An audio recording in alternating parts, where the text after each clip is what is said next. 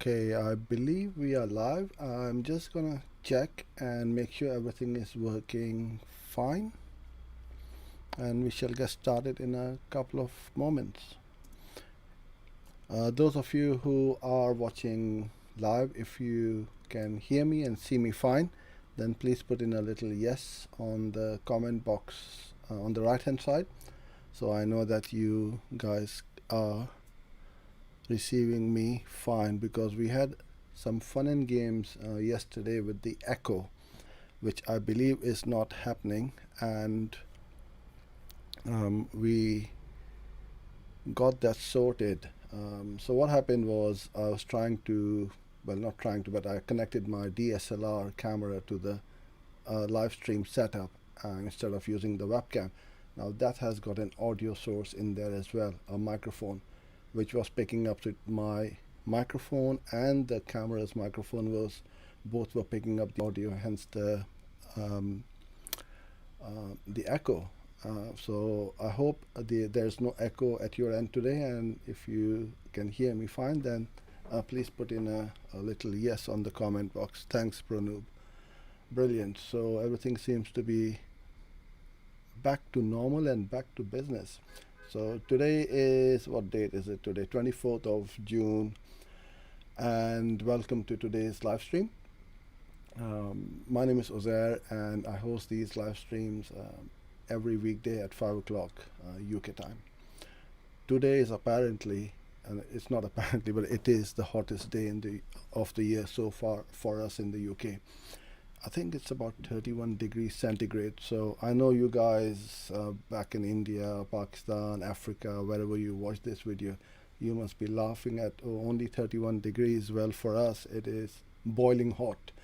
And you'll probably see me sweating in a bit. So I've got my tissue paper to keep the sweat off me, and also a glass of water. All right. So those of you who may be watching this for the first time, if you haven't been here, welcome. The format of the sessions are fairly informal. I'll go through certain things like Google Ads, analytics, landing pages, or anything about digital marketing. And you can feel free to enter any questions you may have in the comment box, and I'll answer them for you before we log off. So yesterday I was trying to go through setting up goals in Google Analytics, why you need them, and what's the use of you setting these up. These are extremely important. So just like you may have goals for your business, for your personal life, etc., it's extremely important that you also have goals for your website and for your campaigns, especially if you're running paid ads of any kind. Now, when I get new accounts, I would say over 90% of the accounts which we take over don't have any analytics set up properly. They will have that tag on the website. That does not mean the analytics is set up properly. You need to set up these goals, audiences, event tracking, and so on, and then import them into Google Ads, so that you've got the full power of Google Ads as well as analytics. Now, what you need to do is, if you were to imagine, the best analogy I can give you is of a car. Now, when we sit in the car to go from A to B, the first thing we do when we start the car is look at the dashboard, right? And whilst we are driving, we are continuously looking at the dashboard, how much speed we're going at, how much fuel we've got, any red lights popping up or not, and so on.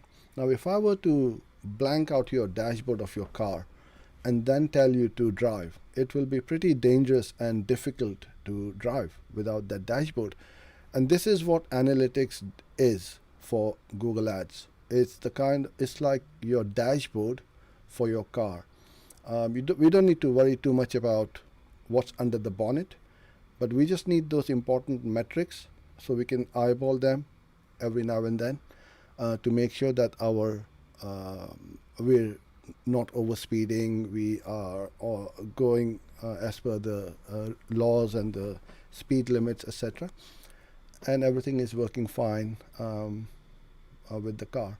The same thing is with these goals as well, that you need to make sure that your goals are in line with your aspirations, what you want to achieve, and these little steps and goals will take you and reach you to your destination. So let's get started. Now I'll go on to your comments and questions afterwards if there are any, but we start off with the two types of goals. One is the micro and one is the macro goal. These both are important, and here's why. The micro goals are the soft conversions. I should write in front over here. And macro are the main or the hard conversions, right? When we drive traffic to your website or to any website, and you don't have much data with regards to conversions, what you want to do is set up these goals so that you can gauge the quality of the traffic, whether they click on your ad, when they see your ads, they click on it and they come to your website. If they are bouncing off after 5 seconds, no matter what you do, you may be selling the best product or service in the world, you may be giving it away for free, it doesn't matter, because they are not looking at it.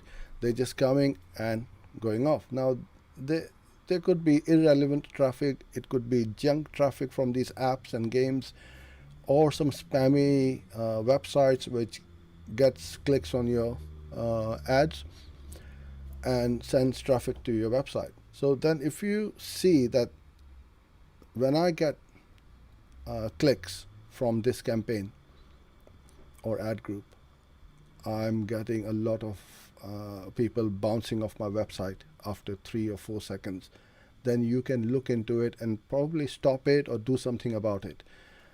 But if you find an audience or clicks where somebody comes through to your website, they spend 3 or 4 minutes on the page, they may visit multiple pages, they may click on a video view or video player to view a video, scroll to the bottom of the page to read what you've got, or they can go to an important page on your website which you consider it as a goal. So somebody goes to my client testimonial page on a website, for example, because they are checking us out. It's quite important. So we need to see how many people visit that page, or they click on a like button, share button, subscribe button, or anything like that. So all of these ones are micro conversions because they have not become a subscriber, a lead, or a client. They are interested in you, they are checking you out, you're checking out your content on your website or your blog, but they have not converted yet. And that's what you need to do, because if you get more of these people and less of those bouncers who bounce off after 5 seconds, then you're more likely to sell to these people who are interested, right? And that's what we need to do, is to set these up. And obviously the macro or the main goals are someone makes a purchase or signs up on a lead form or any other call to action you may have on your website, or perhaps makes a call through to your business. So I should add another one over here. Phone call. That's one of the most important conversions, right? So then obviously you must be tracking these, but you should also track these ones. And in analytics, import them into Google Ads.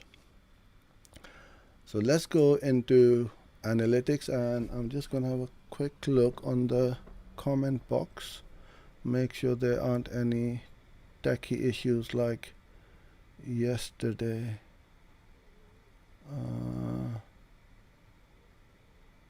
Okay, that's fine.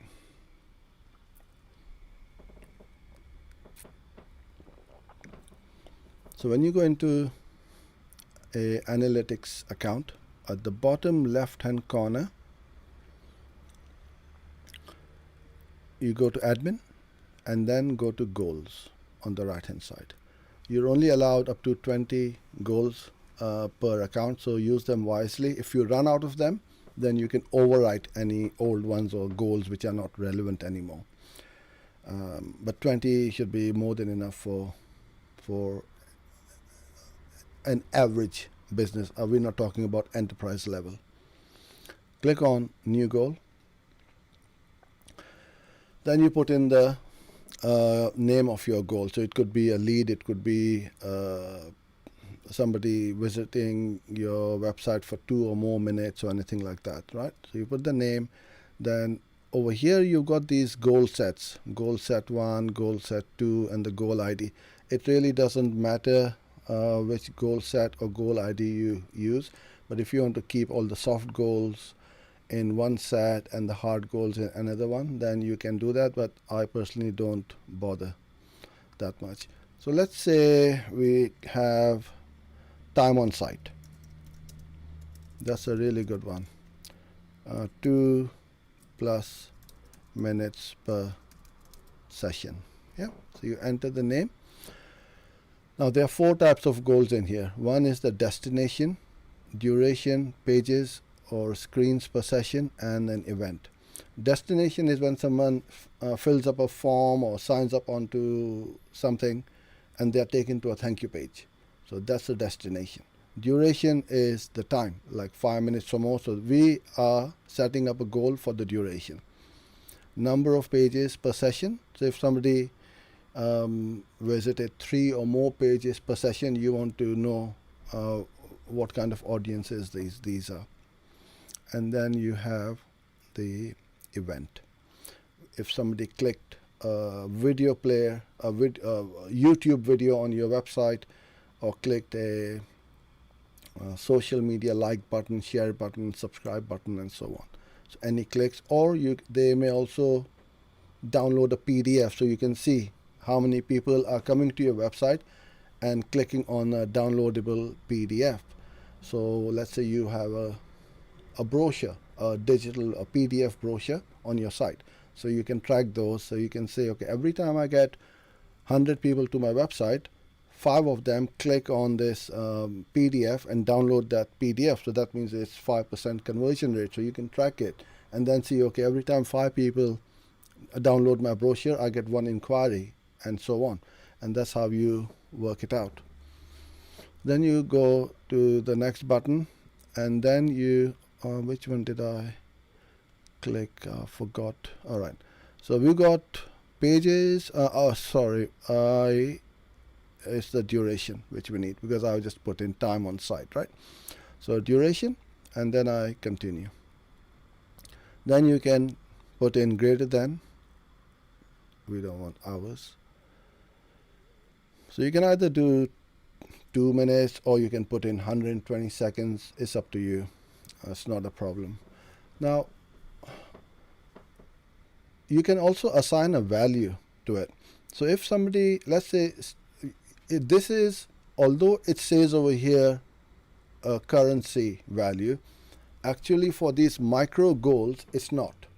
Because if somebody stayed on your site for 2 minutes, it doesn't mean that you will earn something from that.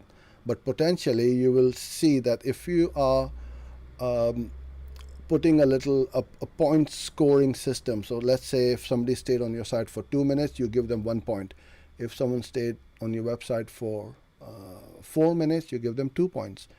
Someone stayed for 6 or more minutes, give them 4 points or something like that. And then in the conversion value, when you import them in Google, you can work it out, okay, which is my most engaged value, because I can come to your website I can click on a video, I can stay on your site for 3 minutes, I can visit multiple pages and also subscribe to a form or something. So all these points will make me a very valuable visitor to your site. And if that kind of audience is being driven to your site, then you want to bid very aggressively and you don't want to lose out on those audiences, right? So I'm just going to put in 1. As this is a test account, I can't verify it because it's going to give me 0 results. When you click on the verify button, you will find that you are getting a percentage of conversion rate, and you will see that that is working then. And then you save it. Now and I've got this over here now. So what you also need to do, and I'll cover this in another video, you must link Google Ads and Analytics together and then import these goals in there. So I'll cover that in another session, but I think I'm going to go to my comment box now and go through any questions or comments you may have. Okay, Omar, you missed the session's been busy, so good. Good to see you here, and I'm glad that you are busy and working away. And the good thing is you can always watch this. These are all saved on our YouTube channel, so you can watch them anytime you like. Okay, Omar, I'm a freelancer. I have a challenge when it comes to payment terms and when someone hires me for his campaign, especially new clients. So, okay, you have not said what the challenge is. The challenge, is it to get paid or is it to get paid on time? Because these are two different things, because some customers are unfortunately like that, where they don't pay on time or they don't pay. So you need to keep things very simple, and you have your written terms and conditions upfront. I'm not saying go to an attorney or a lawyer and make a long contract. Just say, I expect to be paid on such and such date when I send you my invoice, or within so many days. The way we work, and we had this problem as well, and every business has, you see, big or small, or freelancer or whoever you are, everybody has similar issues. So the way we work with our clients is, we said the invoice will be sent to you on the on a certain date, and after 3 days or so, we will charge your credit or debit card, which is held securely on Stripe.com. So we don't keep hold of the credit card or card details. It's securely set up on Stripe. And all we do is just charge the amount, because it varies from month to month. But if you have a same recurring, let's say you're charging $100 for an account every month until they cancel, then you can set up a recurring billing either through PayPal as well, which is very straightforward and easy, or through Stripe. And then they will get charged the same amount on the same date every time. Okay, charismatic collection. Your charges are too much, man. Okay, so you don't know whether how much we charge, but we also make you a lot of money as well. So we are very good. So it all depends. It's all relative. You can pay somebody a lot less money and don't get nothing in return, or you pay someone like us who will charge you a fair price. I'm not saying we are the most cheapest, but we are not the most expensive either. And we are happy to charge what we charge for the work we do. And we offer great value. I don't see many agencies coming on YouTube and YouTube live stream and the amount of content I put up, giving away for free. So I don't think you've taken that into account. So you need to weigh up all the options and then see whether our charges are good or not. So 250, it really depends on what was your inquiry about. It may well be 250, but if that is the price, then Yeah, I'm not going to say it's too much because it's great value, I would say. Okay. Umar, in this kind of business, what is the fair and best way to sort up the payment terms for both us? And is it good to quote the project lump sum including the budget? Not really, Umar. The budget is irrelevant because once you hit break even or better, you should be scaling the budget because you don't want to be losing out. And that's what you need to do. And then you expand the campaign, and when you are expanding the campaigns by going remarketing, YouTube, display, Gmail, and so on, or scaling into other territories, the same search campaign which you may be running, you need to do more work. So obviously you need to charge for your time. So you can set up a billing on the performance basis, basis where you charge a percentage of the ad spend. So no, if they spend 1,000, you charge a percentage of that. If they spend 5,000, then your fees will also go, because if they've gone from 1,000 to 5,000, that means the campaigns are working. You are making them a positive, giving them a positive return on investment, and they are not losing money. If they were losing money, they will not scale. So you know, and they know, both of you know, they are making money. And if you have worked out all your numbers before a single penny is spent, then you know straight away what is your cost per acquisition or your ROAS target, and then you scale it. So yeah, get everything in writing, get it signed, and then you are protected. And one more thing which I would also add, a lot of them are very cheeky. They will then put in a refund request in PayPal or Stripe or whatever, as long as it states in your terms and conditions that you cannot offer partial or full refund once the work has started, then you're covered. You've got the signature. So a great question you asked. Thank you. I hope I've answered your question, and that's what you were looking for. Okay. So Omar, you've written, I charge the client whenever I need to change the bidding strategy or increase the budget and so on. No, I don't think you. Okay, I know what you are doing. I think you are charging somebody by the hour and the amount of work you do. I don't think that's the right model. You should add value. You should give value.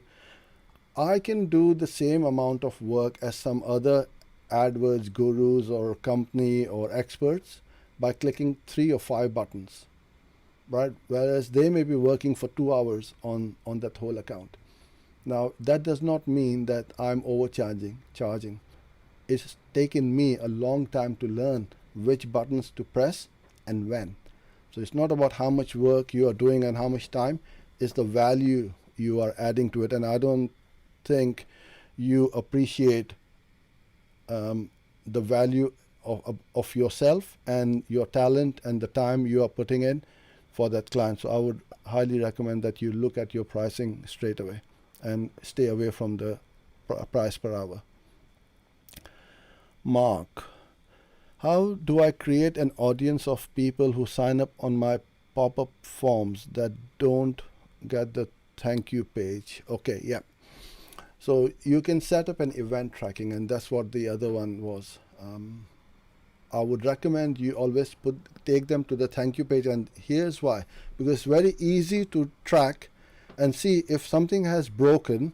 We can see the amount of traffic hitting the thank you page or not. I hate those pop-ups where the green button, green message pops up. Thank you, your response has been saved, and it disappears after a few seconds. Now I may be doing something on my computer, and then I've looked away, and then I look back and I still see that form and didn't see that pop-up message. So I'll have to try again and see if that has gone through or not. Personally, always take them to a thank you page.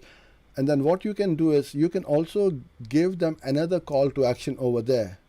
And you put up a message, something like, so whilst you wait when we call you back, why not check out our Google reviews or Facebook page or watch this video of a customer testimonial, so you are getting them more excited, pushing them further into your funnel. So a thank you page is a great way to give somebody more information about who you are and what you do. Put up a case study on the thank you page. They're already signed up to inquire with you, and I'm sure if I am looking to speak to you about your services, and on the thank you page you said, oh, here's how we made 500% return on investment for one of our clients, I'm sure I'm going to read it. So have a little think and stay away from that little pop-up. But you can do that through Google Tag Manager. That's fairly straightforward and easy. Pro Noob, does quality score also affect YouTube display ads? No. Completely a different way to run your ads. Okay, Victor, I implemented DSA campaign 2 days ago, but the campaign isn't running yet. I think it was because I set just 2 landing pages. Now I'm testing all websites to see if it will work. Yeah, the more ammo you give to Google, give them the whole website, and then once it starts running, you cut them out.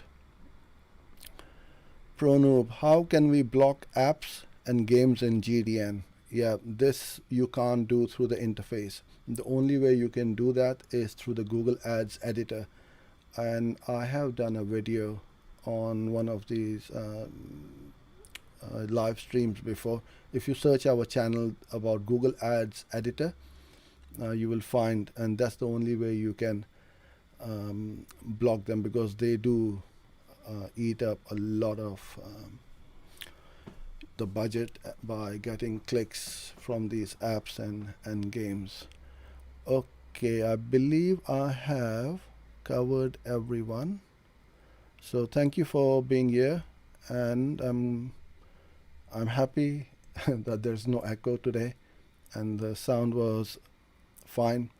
And this is what I will also say to you guys. I don't know if you are on our email list or not. I set it up that be prepared to fail when you make things or do things differently or try to improve something. I could have just carried on using my webcam, which was working fine, but then I tried to do something different, not to be clever, but to improve my live stream. And using a DSLR camera gives a lot better quality on the stream than a little webcam does. And that's why changing the setup meant I had to redo everything. So I got most of it right, except that last little bit which I forgot to change. But that's fine, because you learn as you go along, and be prepared to fail.